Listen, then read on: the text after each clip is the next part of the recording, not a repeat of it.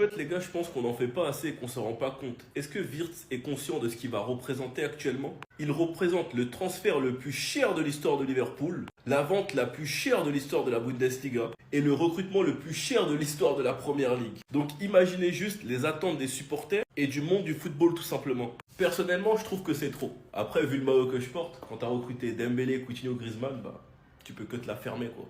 Donc bref, je ne pense pas être en position de juger. En tout cas, Wirtz les gars, c'est un top joueur, j'ai hâte de le voir en première ligue. Mais rien qu'à regarder le pressing que Cherki il a reçu pour son premier match, alors qu'il a coûté beaucoup moins cher et qu'il est actuellement dans une équipe qui a passé une saison très compliquée, donc c'est normal. J'en doute pas une seule seconde, je sais que Guardiola va faire de lui un monstre. Reste à voir comment il va s'adapter à la concurrence. Mais Wirtz, au vu de son prix, en étant le transfert le plus cher de la Bundes et la Première Ligue, croyez-moi que les gens ne vont pas le louper et que Wirtz aura une énorme pression sur les épaules. En tout cas, franchement, la Première Ligue va être hyper intéressante la saison prochaine. J'ai hâte de voir comment Chelsea et Newcastle vont se renforcer car ils jouent la Ligue des Champions. Et je pense que nous ne sommes pas prêts pour la saison 2025-2026 car tout le monde est en train de se préparer. Enfin bref, sinon vous les gars, vous en pensez quoi? Enfin nous, c'est impatient, on s'ennuie. Fabrizio Romano s'est trompé. Wirtz va au Real Madrid, les gars. Parce qu'il veut rejoindre Xabi Alonso. Et c'est une blague. Il va rejoindre ni l'équipe à Xabi Alonso, ni votre équipe de merde. Rien du tout de cela. Le mec, il a rejoint Liverpool, les gars. Le maillot lui va trop bien. On a eu enfin l'officialisation sur la page de Liverpool, les gars. Wirtz, c'est un joueur de Liverpool. C'est bon. Le contrat, il est signé jusqu'en 2030. Et 2030, c'est pas beaucoup, hein. 2040, moi j'aurais dit. Mais bon, il est à Liverpool. C'est l'essentiel, les gars. Je ne viens pas ici pour m'amuser. Je veux réaliser quelque chose et donner aux fans ce qu'ils méritent. Wallah, déjà, vous nous appelez fans. Déjà, on mérite tout le bonheur du monde. Mais là, tu viens à Liverpool. On veut des trophées, des trophées, des trophées. Comme ça, je reviens à la parade avec vous. Le maillot Adidas, les gars, est-ce que ça lui va pas à merveille? Genre là, vous êtes pas pressés de les voir sous ce maillot-là la saison prochaine? D'ailleurs, les gars, sur MaxiKit, ils y sont déjà. Hein. Ah, les 4. Vous avez moins 20% avec le code Amir21. En description, les gars, comme d'hab. On peut dire que ce mercato-là, Liverpool a détruit toute concurrence. Manchester City était dans les viseurs de Wirtz. Wirtz a refusé. Real Madrid qui voulait Wirtz. Wirtz a refusé. Le Bayern qui voulait Wirtz. Wirtz a refusé. Il veut que Liverpool. Kerkez, Real Madrid, il a rejeté. Kerkez à City, il a rejeté. Kerkez à Liverpool, il a accepté. Là, pour moi, de ce que j'ai vu, le projet de Liverpool est supérieur à tous les autres projets de tous les clubs européens. Je suis désolé, les gars. Là, ça s'annonce du lourd. Here we go pour Florian Wirtz à Liverpool. Ça y est, c'est officiel. C'était dans les tuyaux depuis plusieurs semaines, on savait. Mais là, ça y est, c'est officiel. Il a fait la photo, tout. Je sais pas ce que vous pensez de ce transfert. Moi, je vais donner mon avis. Pour moi, franchement, déjà, c'est un très bon joueur. C'est un très bon joueur et il va dans un très bon club. Un club qui est très stable, où il pourra bien se développer. Un club familial, avec une belle ambiance, un des meilleurs stades au monde. Donc franchement, c'est super.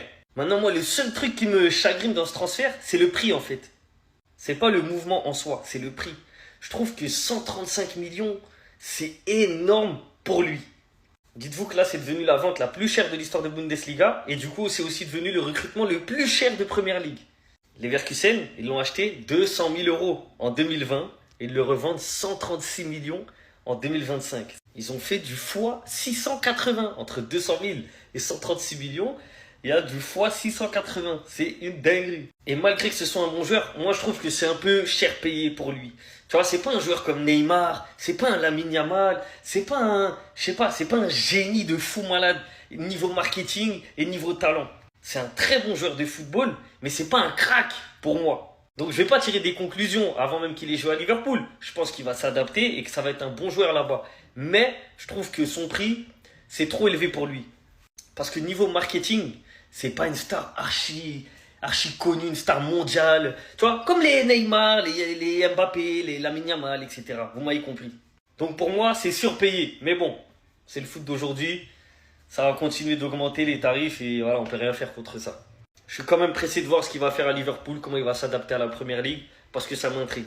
Attendez. Auriol, Roméo, Souflik. Est-ce que vous êtes prêts? Écoutez seulement. Roméo n'a reçu aucune offre pour quitter le club. Dans l'état actuel des choses, il rejoindra le reste de l'équipe en pré-saison. Il a reçu aucune offre. Même Girona, le club où il a joué pendant toute la saison, le club où on a allé le chercher à la base, bah eux aussi ils en veulent pas. Wesh. Non, vraiment c'est dingue. Tellement ça m'intrigue de me dire qu'il y ait même pas un seul club qui soit intéressé par Auriol Roméo. Carrément, je suis allé voir sa valeur marchande sur Transfermarkt et regardez par vous-même. 1 million d'euros. 1 million. Girona, c'est des rats. Moi, je suis désolé, c'est des rats. Roméo, à la base, c'est leur joueur. Certes, il y a 2 ans, on l'a recruté parce qu'on en avait besoin. Et pour le coup, il nous a bien servi. Notamment pour pocket certains milieux de terrain d'une équipe. On va pas dire le nom. Au début de la saison, vous avez demandé à l'avoir en prêt. On a accepté, on vous l'a donné. Et à la fin, même pas vous le gardez. Sachant que c'est l'un des vôtres à la base. Non, vous êtes des gamins, hein. En plus, il coûte que 1 million d'euros. Moi, je vous le dis, soyez prêts. Roméo sous Flick, ça arrive. C'est inévitable. À part si le Barça décide de résilier son contrat. Si c'est pas le cas, rendez-vous le 13 juillet à la reprise. Bref, en tout cas, n'hésitez pas à me donner vos avis dans les commentaires, histoire de savoir ce que vous en pensez du cas Roméo. Et moi, je lirai tout ça.